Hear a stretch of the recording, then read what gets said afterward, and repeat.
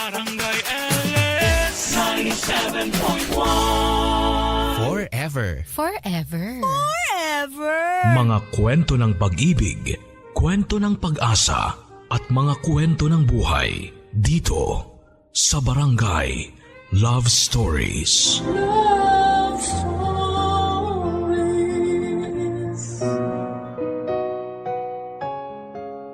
May mga tao, Papa Dudut, na sanay nang gumawa ng kasamaan sa kapwa. Dahil alam nilang halos lahat ng bagay ay nadadaan na sa pera ngayon. Dear Papa Dudut, ako po ay isa sa inyong mga solid kabarangay at araw-araw na nakikinig sa inyong programa. Ang kwentong ibabahagi ko po sa inyo ay may pagkamaselan. At masasabi kong isang traumatic experience sa buhay ko. Kaya't pahintulutan niyo po ako sana na itago ko ang totoong pangalan ng mga tao dito sa aking kwento. Ako rin po ay itago niyo na lamang din po sa pangalang Lilibet. Nangyari po ang karanasan kong ito mga 2 years ago. Noong ako po ay nag-intern sa isang opisina. Huling taong ko na po yon sa kolehiyo at bahagi po ng aming requirement ay ang mag-OJT sa isang kumpanya na mapipili namin.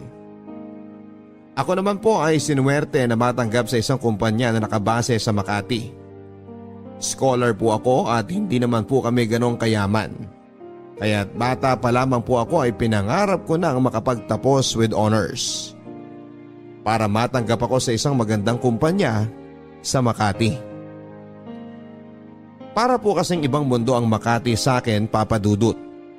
Kapag nadadaan po kasi ako doon at nakakakita ako ng mga magagara at matataas na building, pati na mga empleyadong magaganda, ang mga uniforme at mukhang mga hindi pinagpapawisan, ay nakakaengganyo po sa akin ang husto na pagpursigihan ko nang maging bahagi din ako ng mundong yon. Kaya naman po laking tuwa ko talaga nang matanggap po ako sa kumpanya na aking inaplayan.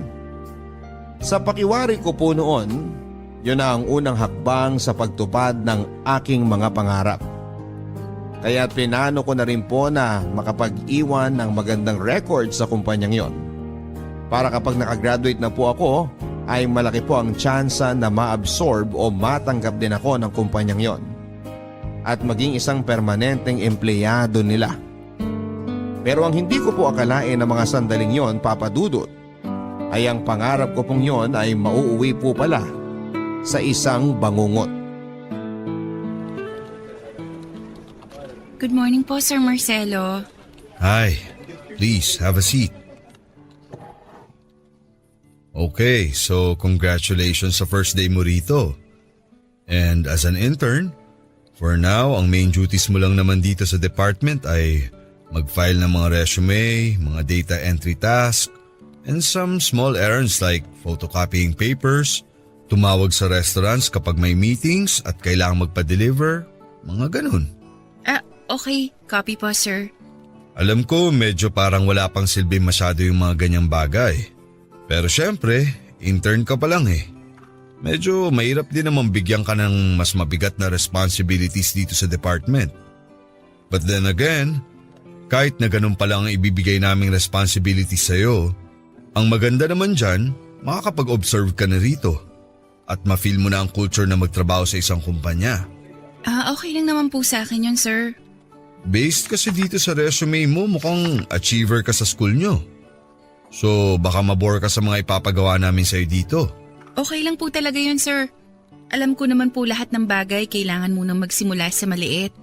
Tapos kapag pinagbuti mo yon, tuloy-tuloy na rin po ang pag-angat mo sa corporate ladder. Good, good. I like you already. And you know what? Let's see. Baka nga ilang linggo pa lang mabigyan na kita ng mas mabigat na responsibility. I could definitely use a personal secretary right now. Okay po, sir. Pagbubutihan ko po. So, tell me something about yourself. Siyempre, magkaka-work na tayo dito. Parang magiging isang pamilya na rin tayo. So, I want to get to know you a little better. Tungkol po sa akin? Oo, pamilya mo, Saan ka nakatira? Tatlo po kaming magkakapatid.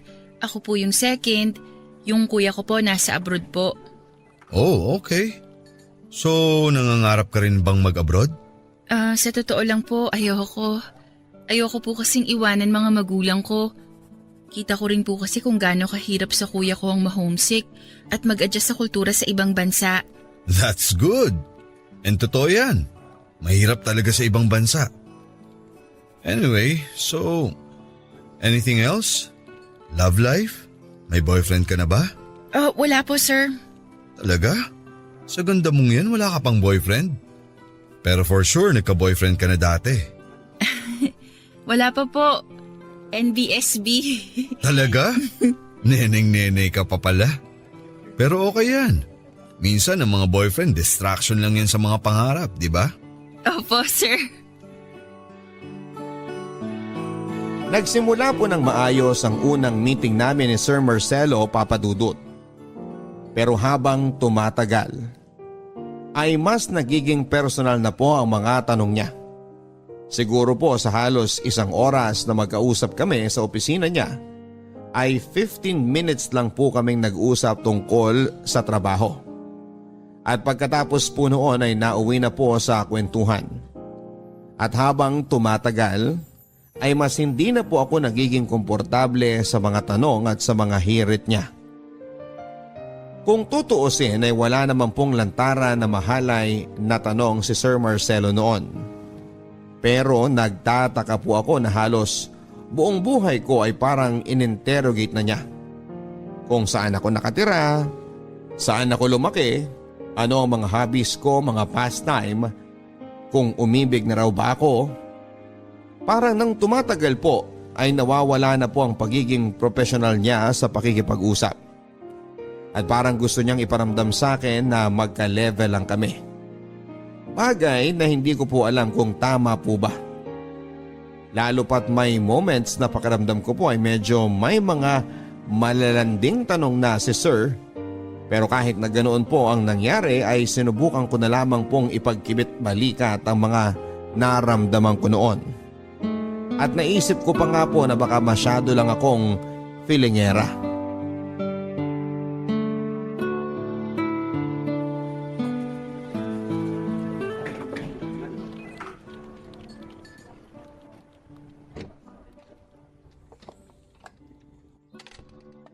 Sir, tawag niyo po ako? Oo. Pakikuha nga yung stack ng folder sa cabinet. Okay po. Saan ko po ilalagay, sir? Dito sa table. May papagawa ko sa'yo dyan. Okay po. May files ako dyan na ipapa-photocopy, pero hindi lahat. Okay po.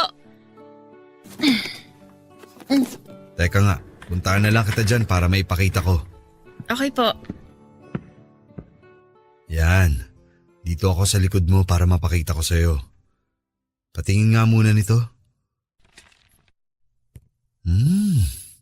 Ang bango mo naman, Lilibeth. Teka. Hindi itong folder na to. Teka, ito. Ipa-photocopy mo tong 5 pages na to. Okay po, sir. Ito rin. Itong lahat ng laman nito. Anong pabango mo? Po? Hindi nga po ako nagpapabango eh. Baka yung conditioner ko po. Kaya pala ang ganda rin ng buhok mo. Maalaga ka pala talaga sa katawan. Ito rin. Ipa-photocopy mo yung first 5 pages nito. Okay po. Teka, natatandaan mo ba kung alin sa mga to ang ipapa-photocopy mo? Opo. Sige nga, ano? Ano po? Yung first 5 pages po nito, tapos yung first 5 pages din po dito sa folder na to. Mali. Lahat ng laman nito ipapa-photocopy mo, di ba? Opo. Sorry po, sir. Okay lang yan. Ang bilis mo naman madistract. Okay, sige. Yang mga yan na muna ang ipa-photocopy mo para hindi ka mahirapan. Tapos pagkatapos mo, balikan mo na lang dito yung iba, okay? Okay po. Matapos po ng mga isang linggo ng pag-i-intern ko sa opisina, ay nakaramdam na po ako ng pagkailang kay Sir Marcelo Papadudut. May pagka-touchy po kasi siya at parang walang araw pong lumipas nang hindi niya ako hinahawakan sa braso, sa balikat o sa kamay. Gayunpaman ay binigyan ko pa rin po siya ng benefit of the doubt. Nag-obserba po ako sa ibang mga kaopisina ko kung ganon din po ba siya sa kanila. And to be fair din po ay medyo mahilig talaga siyang humawak ng tao. Mapa babae man o lalaki. Ang naisip ko na baka talagang parte lamang yon ng kanyang personality. At para rin siguro maging komportable sa kanya at hindi ma-intimidate ang ibang mga empleyado. Makarisma din po kasi si Sir Marcelo sa mga tao. Siguro nga po ay kaya siya na-promote ay dahil magaling din siyang makisama. Bukod pa po dyan ay kahit na malapit na po siyang mag-50 ay may itsura din po kasi si Sir Marcelo para sa kanyang edad. Kaya nang tumagal ay napansin ko nga rin na parang crush pa po siya ng mga ibang babaeng empleyado sa opisina. Lalo na noong mga may edad na rin at matatagal nang nagtatrabaho doon. Hindi po siya kasing gwapo ng mga artista. Pero may dating po kasi siyang parang bad boy at bagets kung siya ay pumorma. Matapos po ang 2.5 linggo ay na-promote na po ako ni Sir Marcelo sa trabaho. Ginawa niya po akong personal assistant at dahil personal assistant niya po ako ay madalas na rin po niya akong pinagtatrabaho sa loob ng opisina niya. Pero dahil din po sa nangyaring pag-promote sa akin ay nakaramdam na po ako ng ibang pakikitungo sa ibang mga empleyado sa akin. Pakiwari ko po kapag tinitingnan nila ako ay may iba na silang tingin. At hindi ko po alam ay doon na nagsimula ang tsismisan sa opisina tungkol sa amin ni Sir. Dahil puro salamin po ang kwarto ni Sir ay kitang-kita po sa labas ang lahat ng nangyayari sa loob. Kaya rin po siguro ay mas naging kapansin-pansin na halos doon na po ako nag-oopisina sa mismong kwarto ni Sir Marcelo. Gayunpaman ay medyo nakaramdam din po ako ng kaunting pasasalamat na puro salamin ang kwarto ni Sir. Kaya kita rin po ang mga nangyayari sa loob ng opisina niya. Nang mga panahon po kasing yon ay nagsisimula na talaga akong mailang kay Sir Marcelo Papadudut. Ramdam ko pong may kakaiba siyang kinikilos tungo sa akin. Pero dahil wala naman siyang lantarang sinasabi, ay sinusuway ko rin po ang aking sarili na maging asyomera. At minsan pa nga ay kine-question ko ang sarili ko na baka ako ang may mali siya.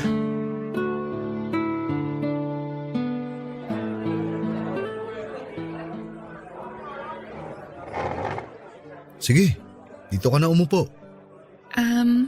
Thank you po, sir. I'll have a 500-gram medium rare Wagyu cubes and red wine. Okay po, sir. And ma'am? May salad na lang siguro. Try mo yung Caesar salad nila. Masarap. Sige po, sir. Yun na lang po. Okay, thank you.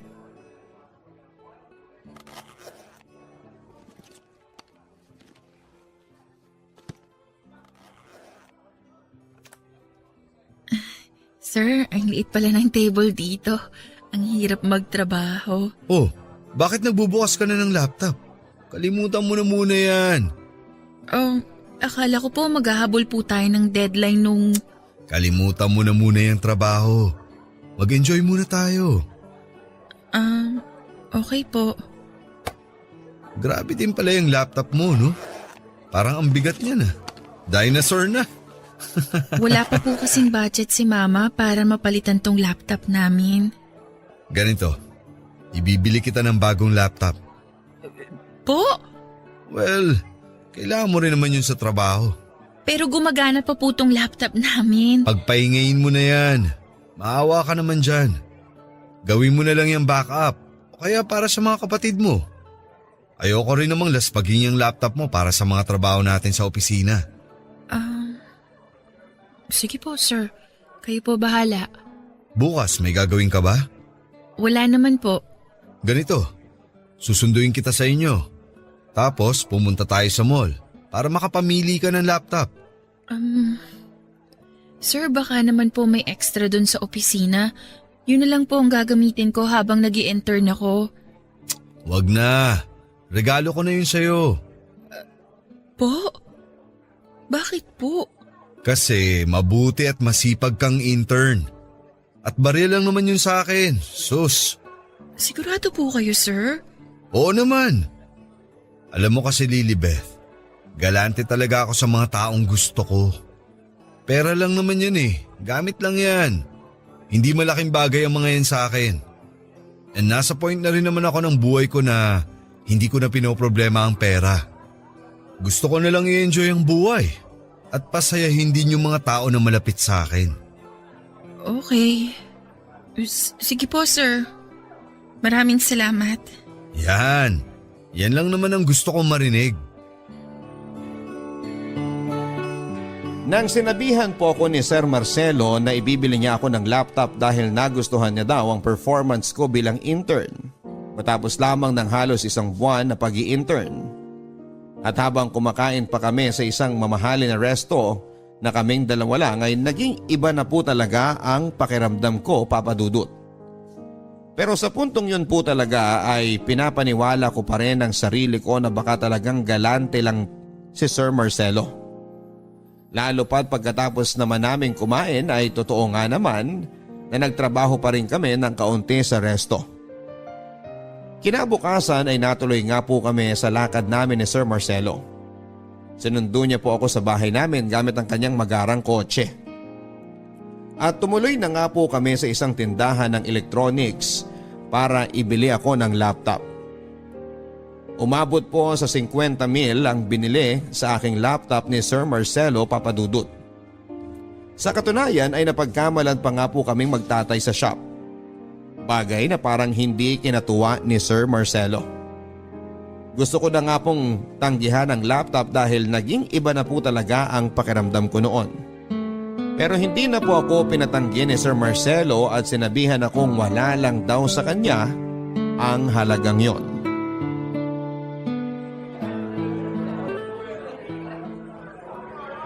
Oh, bakit tahimik ka ata? Sir, masyado po kasi talagang mahal at magara yung laptop na binili niyo sa akin. Ano ka ba? Sinabi ko na nga wag mo nang isipin yun Bigay ko na yun sa'yo. Sir, Ano yun? Sir, ano po Sir, ganyan po ba talaga kayo kagalante? I mean, 1 buwan pa lang po ako nag-i-intern sa opisina. Baka po kasi may masabi yung iba. Bakit mo naman iisipin ang sasabihin ng iba? Di wag mong sabihin na binigay ko yun sa'yo. Sir, kahit naman po hindi ko sabihin, feeling ko mag-iisip at mag-iisip pa rin po sila. Mag-iisip na ano? Na ano po? Na paborito kita? Na may gusto ako sa'yo? Ay, hindi naman po. Kung sabihin kong oo, Po? sige, didiretsahin na kita. Maganda ka. I like you. Pero wag mong isipin na nililigawan kita o gusto kong makipagrelasyon sa'yo. Talagang gusto ko lang na magbigay ng mga magagarang bagay sa mga magagandang babae. Yan ang trip ko sa buhay. It makes me happy. Parang sugar daddy po? Oh, bakit naman yan agad ang naisip mo? Sorry po. Hindi naman po yun ang ibig kong sabihin. Talagang galante lang ako sa mga magagandang girls. Unless gusto mong maging sugar daddy mo talaga ako. Po? Naku sir, hindi po. Matagal na rin naman akong hiwalay sa asawa. Sabihin mo lang, game ako. Naku sir, hindi po. Huwag ka nang mahiya, Lilibeth. Sir, hindi po talaga, hindi. Hindi ko po ma-imagine ang sarili ko na ganyan. Hindi po ako ganong klaseng babae. Sorry po. It's okay. Huwag ka nang masyadong ma-stress doon. Sir, isusoli ko na lang po yung laptop. Ano ka ba? Huwag mong gagawin yan. Bigay ko na nga yan sa'yo Dami mong arte. Masyado mong pinapakomplikado ang mga bagay. Sobrang nashock po ako sa mga sinabi sa akin yon ni Sir Marcelo, Papa Dudut. May kutob na po ako na may gusto siya sa akin at may mali siya ang pagbibigay niya sa akin ng laptop. Pero pinanlalabanan ko pa ang aking kutob at pilit na kinukumbinsi ang aking sarili na inosente at mabuting tao lang talaga si Sir. At ako ang may problema at malisyosa. Napakawalang muwang ko lang po talaga noon, Papa Dudut, pero ang nakakabigla po talaga sa nangyari ay kung paanong napaikot ni Sir Marcelo ang sitwasyon para palabasin na ako ang may gusto na maging sugar daddy siya. At dahil hindi po talaga ako mapakali at hindi na nga po ako nakatulog dahil sa nangyari, ay kinalunisan ng sumunod na linggo ay binalik ko na po talaga ang laptop ni Sir. Hindi ko na nga po ito binuksan dahil ayoko nang may masabi pa siya. At para rin madaling maisoli sa nabilhang shop. Hindi po agad tinanggap ni Sir Marcelo ang pagsusoli ko ng laptop. Pero nagpumilit po talaga ako, Papa Dudut. Para rin wala nang masabi laban sa akin. Ngunit minamasama po ni Sir Marcelo ang pagsusoli ko ng laptop. At mula nga po noon ay ginawa na niyang bangungot ang internship ko sa opisina nila. Mula po nang binalik ko ang laptop na ibinigay sa akin ni Sir Marcelo ay naging mas cold at stricto na rin po siya sa akin. At dahil malimit na doon pa rin ako sa loob ng opisina niya, nagtatrabaho ay naging sobrang awkward po at napakahirap ng kumilos. Pakiramdam ko po ay bantay sarado ako sa bawat segundo at talagang tinatambakan niya po ako ng trabaho. At dahil nga po sinoli ko ang laptop na bigay niya ay wala rin naman po akong ibang magamit na computer sa opisina. Ay ginamit ko na lamang pong muli ang mabagal at lumang laptop namin sa bahay. Isang araw ay may pinaparush po na trabaho sa akin si Sir Marcelo. At kinailangan ko pong mag-download ng isang app online dahil hindi ko po mabuksan ang file na ibinigay niya. Pero nang na-download ko na po ang app na yon, ay bigla na lang pong nasira ang computer ko. Virus po pala. Nabura po ang lahat ng files pati na ang pinaparush sa akin ni Sir Marcelo. At nang mangyari po yun ay talagang natulala na lamang po ako, Papa Dudut. Dahil sigurado ako na hindi po ako mapapatawad ni Sir sa nangyaring kapalpakan.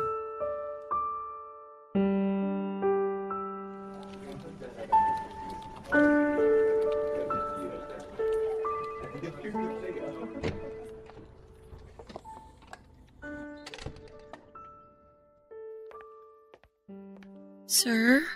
Yes, ano yun? Hihingi ka na naman ng extension para sa deadline mo. Hindi po. Good, dahil kailangan ko na yung full report. Sir, yun nga po eh. May problema po. Ano? Sir, yung laptop ko po kasi nasira. Nabura po lahat ng files. Ano? Sir, pasensya na po, sir. May baka po ba kayo ng mga files na yun? Mag-o-OT na lang po ako. Hindi po ako uuwi hanggat hindi ko po natatapos yung report. Wala akong backup files ng mga yon. Sir, sorry po, sir. Ay, you really are turning out to be such a disappointment, Lilibeth. Ang ganda-ganda ng performance mo nung nag-start ka dito sa opisina. Ngayon, kabaliktaran ang nangyari. Unti-unti kang nagiging tamad at ang dami mong dahilan. Ilalagay mo pa ang department ko sa alanganin. Sir, sorry po. I'm sorry. Kailangan kong i-report to sa school mo. Sir, please, sir. Bigyan niyo pa po ako ng isa pang chance. Isa pang chance? Paano ka makakabawi sa ginawa mong to? At 1 linggo na lang ang natitira sa internship mo dito. Hindi ka na makakabawi. Ibabagsak kita. Sir, please. Parang awa niyo na. Huwag niyo akong ibagsak. Mawawala po yung scholarship ko, sir. Napaka-arte mo kasing babae ka eh. Binigyan na kita ng laptop, isinoli mo pa sa akin. Masyado ka kasing nagmamalaki sa akin. O ayan ang nangyari.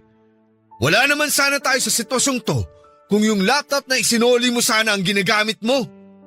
Paano ngayon to? Magmumukha akong tanga dahil hindi ko may papasa yung report on time. At since wala akong backup nun, kakailanganin kong humingi ulit ng copy. Di ba? Ang laki mong perwisyo! Sir, I'm so sorry. Pasensya na po talaga. Sir, kahit ano po gagawin ko. Mag-OT po ako dito. Kung anong kailangan ipagawa dito sa opisina gagawin ko. Huwag niyo lang po akong ibagsak, sir. Ay, sige. Bibigyan kita ng pagkakataon. Sumama ka sa akin sa Sabado. May business trip ako. Po? Yung sa Tagaytay po? Oo, bakit? At ano na namang mukha yan? Kung ano-ano na naman ang tumatakbo sa isip mong kaartehan. Hindi po, sir. Alam mo, yung kaartehan mo nagdala sa'yo sa problemang to. Tingnan mo ngayon, umaarte ka na naman. Ayusin mo nga yung mukha mo. Hindi po, sir. Sige po, sir. Sasama po ako sa inyo. Mabuti naman. At magdala ka ng damit dahil 2 gabi tayo ron. Pag-uwi ko po sa bahay ay grabe po ang kabang naramdaman ko, Papa Dudut. Alam ko pong may mali sa pag-aaya ni Sir Marcelo sa akin sa kanyang out of town at overnight na business trip. Lalo pat umamin na siya sa akin na may gusto siya sa akin. At kahit nasabihin niya pang ako lang ang may mali siya sa utak at wala naman talaga siyang pakay kundi ang magkaroon ng assistant sa kanyang business trip ay hindi ko po maalis sa isipan ko na pwede po akong mapahamak sa pagsama kong yon sa kanya. Gayon pa man ay takot na takot din po ako na bumagsak sa aking internship. Lahat po ng pagsisikap at pagiging masigasig ko sa pag-aaral ay mapupunta lamang sa wala. Higit sa lahat ay mawawala pa ang scholarship ko. Bukod pa sa magiging napakasama ng pagbagsak ko sa internship ko sa aking school records at future na rin sa mga a-applyang trabaho. Kaya't pikit mata po akong sumama kay Sir Marcelo, Papa Dudut. Nilakasan ko na lamang po ang loob ko at nagdasal na hindi po ako mapahamak sa out of town na yon.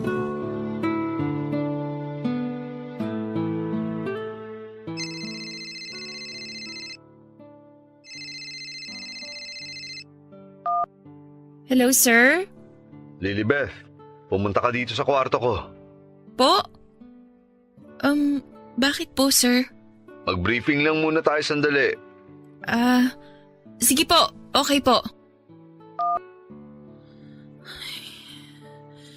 Diyos ko, protektahan niyo po ako.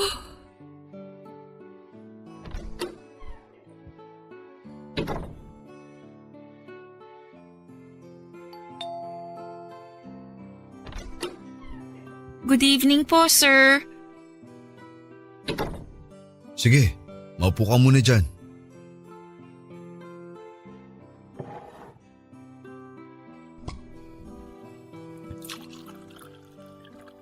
Oh, uminom ka muna. Sir, hindi po kasi ako umiinom. Relax. Mababa lang alcohol content niyan. At matamis yan. Gusto yan ng mga babae. Okay po. O, di ba? Masarap? Opo. Sir, tungkol po ba saan yung briefing natin? Ano po bang itinerary ninyo bukas? Wala na. Tapos na lahat ng meeting ko ngayon. Ganun po ba? So, uuwi na po tayo bukas? Hindi pa. Po?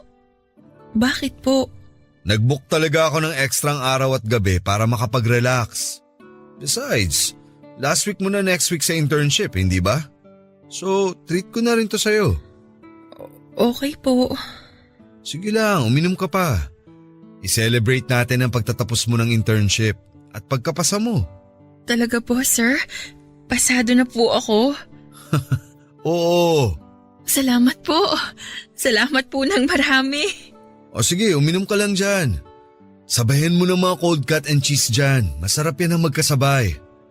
Magsi-CR muna ako. Okay po, sir.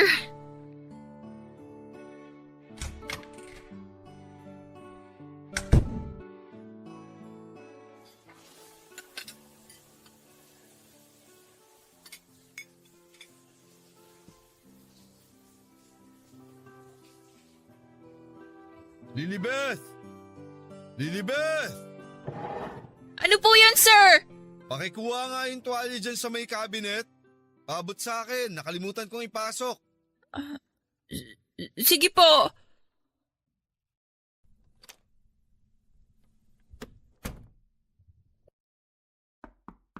Sir, ito na po yung tuwalya ninyo.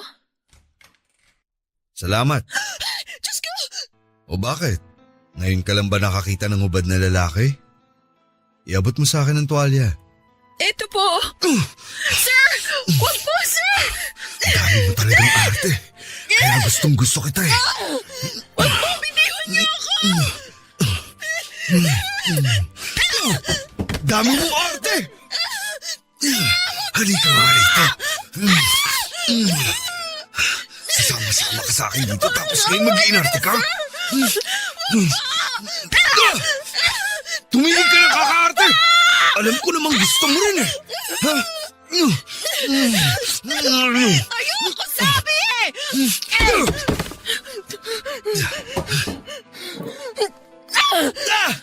Aray! Bumalik ka nga rito! Lilibet!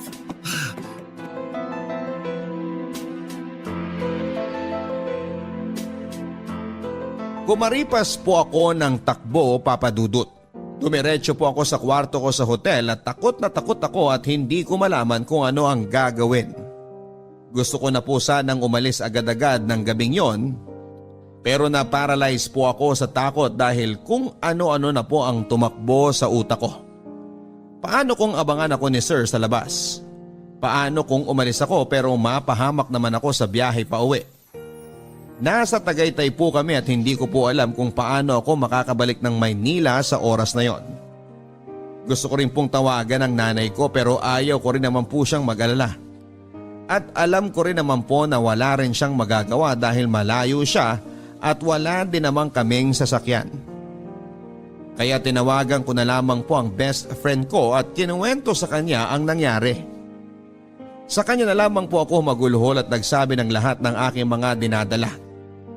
Hindi na rin po ako nakatulog ng gabing yon, Papa Dudut, at talagang naghintay na lamang po ako sa pagsikat ng araw. Hindi na rin po ako dumaan sa lobby kahit pa nag-iwan ako ng ID dahil natakot din po ako na baka sabihan pa si Sir Marcelo dahil siya ang nagpabook ng kwarto ko.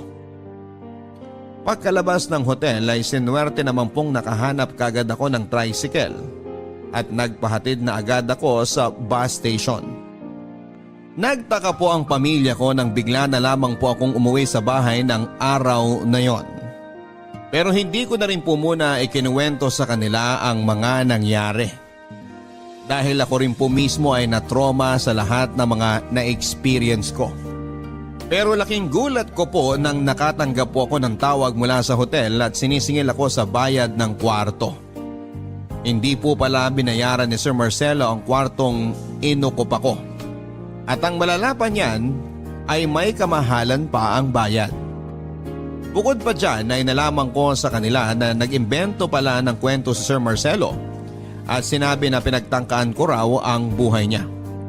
Dahil dito ay napilitan po akong magkwento sa hotel staff sa nangyaring attempted rape sa akin. Pero dahil masyado na rin pong masalimuot ang nangyari ay iiwan na lang daw nila sa amin ang sampahan ng kaso. At magko-cooperate na lang daw sila sa investigasyon kung sakaling magkaroon man ng demandahan. Napilitan na rin po akong bayaran ang mamahaling kwarto. At dahil po sa nangyari ay napilitan na rin po akong ikwento ang lahat ng nangyari sa aking pamilya. Inudyukan po nila ako magsampa ng kaso kay Sir Marcelo pero alam kong kung sakaling gawin ko yon ay magiging salita niya laban sa akin yon. Dahil lahat naman po nang nangyari ay wala naman pong ibang witness at kami lang ang nakakaalam. Gayon pa man ay nilakasan ko na rin po ang loob ko at nagpasama na rin po ako sa kaibigan ko na mag-report sa pulis sa tungkol sa mga nangyari.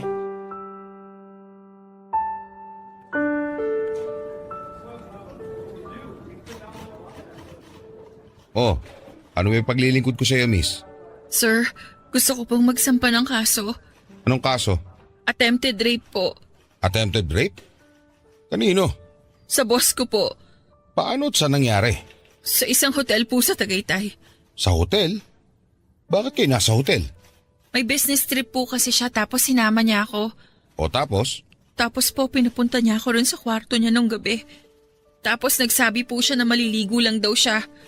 Pagkatapos po nun, tinawag niya ako at pinaabot yung tuwalya dahil nakalimutan daw niya.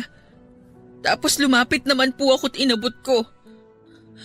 Tapos pagbukas ko po ng pinto, hubad na po siya at doon niya po ako pinagtangkaang gahasain. Ano ba ang trabaho mo sa kumpanya? Intern pa lang po ako. Intern ka pa lang pero sinama ka na sa personal niyang lakad sa Tagaytay? Hindi po. May mga meeting po siya doon. Parang may team building kayo ron, ganon. Hindi po. Kaming dalawa lang po. So isinama ka niya sa Tagaytay na kayong dalawa lang. Hindi ka ba nagtaka kung bakit kayong dalawa lang ang pupunta doon? Nagtaka po ako. Pero nagtiwala po kasi ako sa kanya na, Na wala siyang masamang balak sa'yo? opo, Naku, Iha. Napakawalang muwang mo pala, no? Pero matanong nga kita. Hindi naman sa may gusto kong iparating ha, pero wala ba kayong relasyon ng boss mo? wala po. Alam mo, Iha, ganito kasi yan. Ang dami naming inasikaso dito. Ngayon, yung attempted rape, mabigat na paratang kasi yan at mahirap ding patunayan unless may nakakita. Dahil kung hindi, aabutin kayo ng siyam-siyam at mapapagastos pa sa mga abogado. Ang akin lang, nasa iyo yan kung itutuloy mo ang kaso. Walang problema. Pero gusto lang sana kitang balaan sa mga sakit ng ulo na pwede mangyari. Marami din kasi dito na magsasampa ng attempted rape. O minsan nga rape talaga. Eh yun pala, may relasyon sila nung dinidemanda niya tapos nag-away lang. Wala po kaming relasyon ng boss ko. At yung sinasabi niyo pong ibang kaso na magkarelasyon naman pala, bakit? Porkit po ba magkarelasyon, hindi na pwedeng ma-rape ang babae? Kapag nagpumilit na makipagtalik ang lalaki at ayaw ng babae, rape po yun. At lalo po sa kaso namin dahil wala po kaming relasyon ng boss ko. Oh, kalma lang miss. Ako naman nagpapaliwanag lang. Sinasabi ko lang na magiging mahaba at magastos ang proseso na yan. Eh kundangan kasi, bakit sumama-sama ka pa ron? Tapos alam mo naman kayong dalawa lang. Kaya tuloy inabot mo. So ako po pala ang may kasalanan? Eh, hindi naman sa ganon. Tatay din ako miss. At palagi kong sinasabi sa mga anak kong babae na mag-iingat sa mga lalaki. Dahil maraming gago riyan.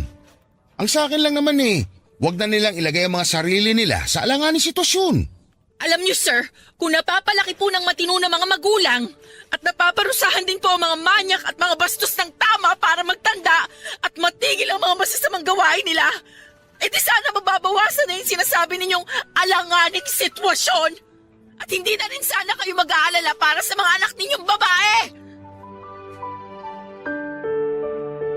Parang bigla pong lumakas ang loob ko habang kausap ko ang pulis, Papa Dudut. Parang lahat ng naipon kong galit kay Sir Marcelo sa lahat ng nangyari sa akin ay naibuhos ko sa pulis na kumausap sa akin. Hindi ko po talaga matanggap na ako pa ang parang lumalabas na nasisisi sa nangyari sa akin. Pakiramdam ko po ay kulang na lang ay tanungin niya ako kung ano ang suot ko noon at kung inakit ko ba ang boss ko. At sa puntong yon ay naisip ko rin po na malamang ay hindi lang din po ang pulis na yon ang unang tao na makakausap ko na magiging mapanghusga sa akin. At sigurado ako na sa pagsasampa ko ng kaso ay maraming tao akong makakasalamuhan na magiging ganon ang baluktot na pananaw. Itinuloy ko po ang pagsasampa ng kaso, Papa Dudut, at dahil sa nangyari ay nakaabot na rin po sa eskwelahan ko ang nangyari sa akin. Sa awa naman ng Diyos, kahit papaano ay tumulong din ang aking eskwelahan at nagrekomenda po ng abogado na pro bono. Pero sa kalagitnaan ng investigasyon ay muli po akong kinontak ni Sir Marcelo.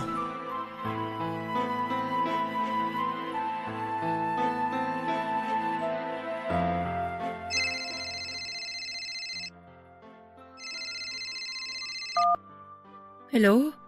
Lilibeth, Sir Marcelo? iatras mo na yung kaso mo dahil alam mong matatalo ka lang. Hindi. Hindi ko iatras ang kaso. Magkano bang gusto mo? Magkano?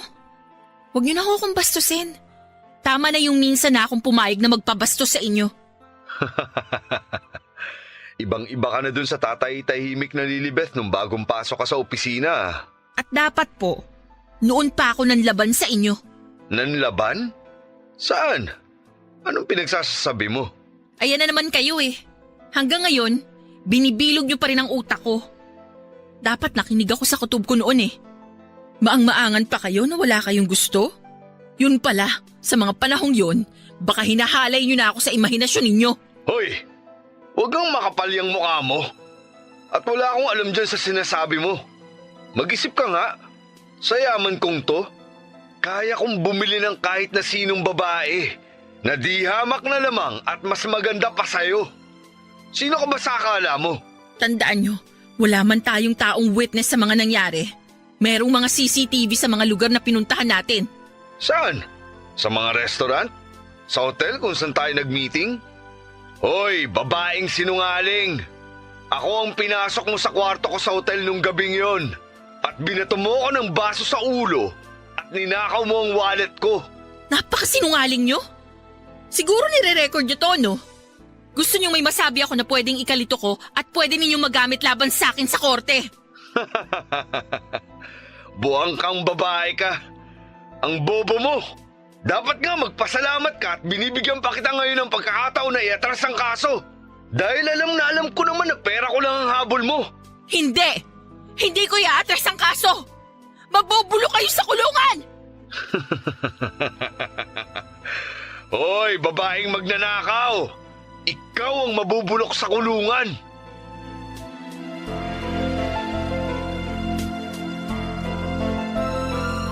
Matapos po akong tawagan ni Sir Marcelo ay nanumbalik pong muli ang takot ko, Papa Dudut. Parang bigla pong naglaho ang lahat ng naipong kong lakas ng loob mula nang nagsampa ko ng kaso sa kanya. Huling beses ko po kasi siyang nakausap ng personal ay noong gabi na pinagtangkaan niya akong halayin. At nang marinig ko pong muli ang boses niya ay parang biglang sumaping muli sa akin ang lahat ng takot at pangamba na naramdaman ko ng gabing yon. At lalo pa pong nadagdagan ng aking takot sa mga lumabas sa bibig niya sa pag-uusap namin yon.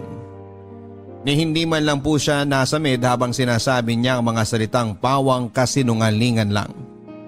Talagang bihasang-bihasa na po siya sa pagsisinungalin, Papa Dudut.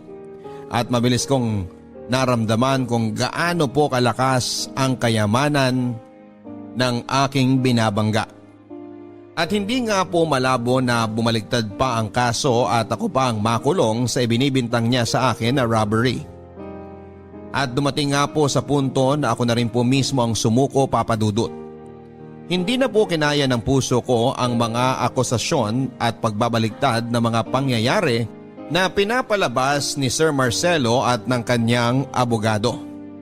Ako na nga po ang pinagtangkaang halayin habang tumatagal ay parang ako pa ang napapahiya sa mga ibinibintang nila.